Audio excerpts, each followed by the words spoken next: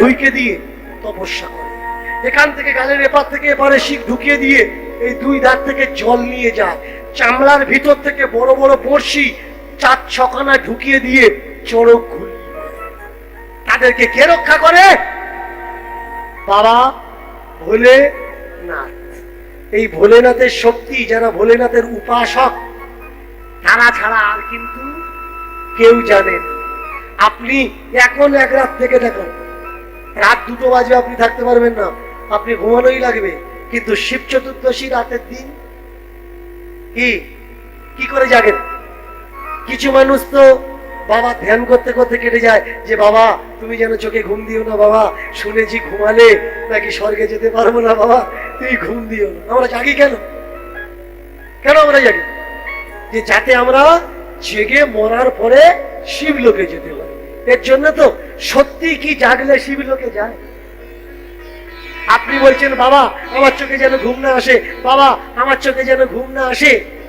বলুন তো, আপনি আপনার বাচ্চা যদি আপনার সামনে বসে না ঘুমায় আর বলে যে বাবা আমার চোখে যেন ঘুম না আসে, আমার চোখে যেন ঘুম না আসে, আপনার বাবা কি বলবে? বাবা একটু ঘুমিয়ে পড়, না ঘুমালে তো শরীর খারাপ করবে, তুই অসুস্থ হয়ে যাবি। আর বাচ্চাটা বারবার বলে বাবা আমার চোখে ঘুম না যেতে আসে। কেন ঘুম আসবে না? 4 প্রহরে 4টে পূজা আছে। এই পূজার কারণে সন্ন্যাসীরা ঘুমাতে চায়। আমরা বেল কিনি, তাই না? 4 প্রহরে 4 বার পূজা দেওয়া যায়। একবার পাথরের মূর্তি তৈরি করে, একবার মাটির মূর্তি, কাদা মাটির মূর্তি তৈরি করে, একবার মিষ্টি মিষ্টান্ন ক্ষীরের মূর্তি তৈরি করে, আর একবার গঙ্গার মূর্তি। তপস্যাটা কিন্তু আমরা জানি না যে কোনটা তপস্যা।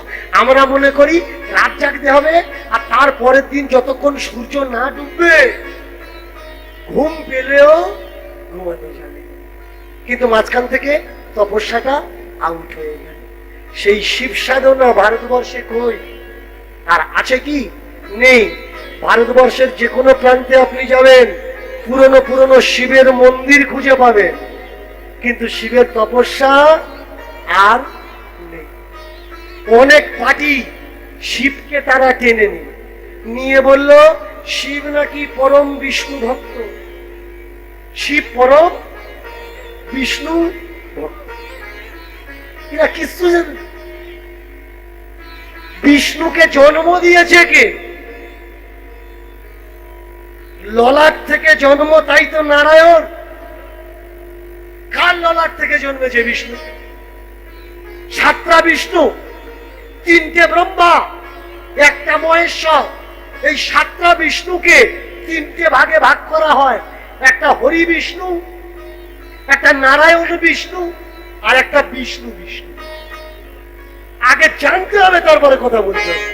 মহেশ্বরের তুলনা করে দিচ্ছে, ও বাবা মহেশ্বর চোখ বন্ধ করে তো কৃষ্ণের ধ্যান করছে 24 ঘন্টা। কত বড় চিটিংবাজি কথা! কৃষ্ণের ধ্যান করছে কোত্থেকে ভাই? কৃষ্ণ আকাশ থেকে বললো কৃষ্ণ ধ্যান করছে। সত্য যুগে কৃষ্ণ কোথায় ছিল? তার কোনো চিহ্নই নেই। কৃষ্ণকে তো আমরা খুঁজে পাচ্ছি শুধুমাত্র দাপর যুগে এসে। আচ্ছা, এই কৃষ্ণ ধ্যান করছে শিব নিয়ে, কত বড় ফার্জি! অথচ শিব মন্ত্রে দীক্ষা নিয়ে ভগবান শ্রীকৃষ্ণ যে দীক্ষা নিয়েছে, শিব মন্ত্রেই দীক্ষা নিয়েছে। তিনি গলায় রুদ্রাক্ষের মালা ব্যবহার করেছেন। একটা স্টেজে দাঁড়িয়ে আমি বলেছিলাম যে তোমরা বলছো তুলসীর মালা না নিলে কৃষ্ণ জপ, কৃষ্ণ সাধন হবে না। কৃষ্ণ কিসের মালা জপ করেছে? কৃষ্ণের গলায় কিন্তু তুলসী মালা ছিল না। কৃষ্ণের গলায় কিসের মালা ছিল? রুদ্রাক্ষের মালা ছিল। কৃষ্ণ কোন নামে দীক্ষা নিয়েছে? কৃষ্ণ শিব মন্ত্রে দীক্ষা নিয়েছে। কার কাছ থেকে নিয়েছে?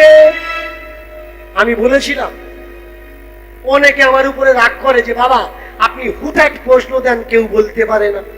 আমি বললাম যে প্রশ্ন আমি তোমাদের জন্য দিই না। যারা মনে করছে আমরা হিন্দু ধর্মের ধরোহর রক্ষক, আমরা যা বলবো হিন্দু ধর্ম সেরকম চলবে, সনাতন ধর্ম সেরকম ভাবে চলবে, সেই সব কটা ভণ্ড চিটিংবাজদের জন্য আমি আসলে দাঁড়িয়ে প্রশ্ন দিই যে সাধারণ মানুষ তাদের জিজ্ঞেস করবে, আর ওরা বলুক আমি জানি না। তারপরে তোমরা বুঝবে যে ওদের অ্যাকচুয়ালি স্টাডি কত দূর। কোয়ালিফাইড, কোয়ালিফিকেশন কত দূর, তবে তো বুঝবে যে ধর্ম সম্বন্ধে জানে না, অথচ ধর্ম রক্ষা করার দাবি করে। তারা ধর্ম রক্ষা করবে কি করে? শুনুন, অনেকে মনে করেন সান্দীপন ঋষি, ঋষি সান্দীপন এনার দীক্ষাগুরু, এটা পুরোপুরি রং। ঋষি সান্দীপন ওনার শিক্ষাগুরু, বেদ মন্ত্র আদি শিক্ষা, শাস্ত্র আদি অধ্যয়ন ঋষি সান্দীপনের থেকে শিখেছিলেন। কিন্তু দীক্ষা কার থেকে নিয়েছিলেন? দীক্ষা নিয়েছিলেন ঋষি ব্যাঘ্রাচার্যের পুত্র উপমন্যু ঋষি। পারেন কোন গ্রন্থে? দুটো তিনটে গ্রন্থের রেফারেন্স দিচ্ছি, ধর্ম সংহিতা, শিব পুরাণ আর পৌরাণিক অভিধান। গিয়ে উপমন্যু ঋষি দেখে নিন, তাহলে পরিষ্কার হয়ে যাবে যে ভগবান শ্রীকৃষ্ণ কার থেকে দীক্ষা নিয়েছে, আর শিবের তপস্যা করার জন্য তার কি কি করা লেগেছে, কত বছর অনাহারে থাকা লেগেছে। তাহলে বুঝতে পারবেন, যেদিন ভগবান শ্রীকৃষ্ণ কুরুক্ষেত্রের ময়দানে ছিল, অর্জুনকে জ্ঞান দিয়েছেন।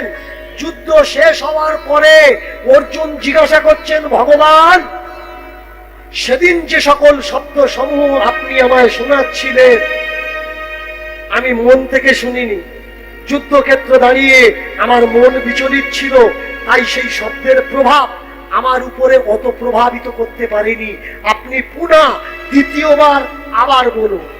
ভগবান শ্রীকৃষ্ণ বললেন যে সেই সময় শিবের সঙ্গে আমার সংযোগ ছিল, শিব আমাকে দিয়ে বলাচ্ছিলেন, আমি উপলক্ষ মাত্র।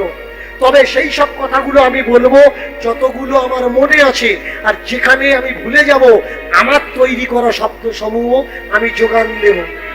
ভগবান শ্রীকৃষ্ণ অর্জুনকে দ্বিতীয়বার গীতা উপহার দিয়েছিলেন, আর সেই গীতার নাম হচ্ছে অনুগীতা। মহাভারতটা ভালো করে পড়বে, পড়লে বুঝতে পারবে এই অনুগীতার স্রষ্টাকে।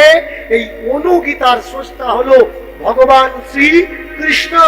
অনেকে বলেন শ্রীমদ ভাগবত গীতা ভগবানের মুখ নিঃসৃত বাণী, কত বড় গলত প্রেম।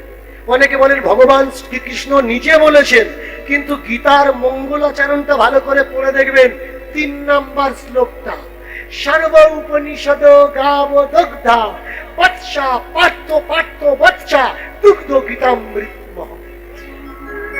তার মানে বলতে চাইলো কি, সব উপনিষদের সার হচ্ছে ভগবত গীতা। তাহলে ভাগবত গীতা যদি সব উপনিষদের সার হয়, তাহলে ভগবান শ্রীকৃষ্ণের মুখ নিঃসৃত গীতা কি করে হয়? এ তো উপনিষদের সার, এ তো উপনিষদের সার। আর সংযুক্তকারীকে পরম মহেশ্বর। তাই কখনো কখনো শিবের ধ্যান করুন। কিছু কিছু ফাজিল তারাও বলে শিব নাকি 10 জন বৈষ্ণবের ভিতরে সব থেকে বড়। শিব যদি সব থেকে বড় বৈষ্ণব হয়, শিব তো গাঁজা খায়, তাহলে একটা বৈষ্ণব দেখাও না ভাই তোমাদের আশ্রমে গাঁজা খোর আছে, দেখাতে পারবে?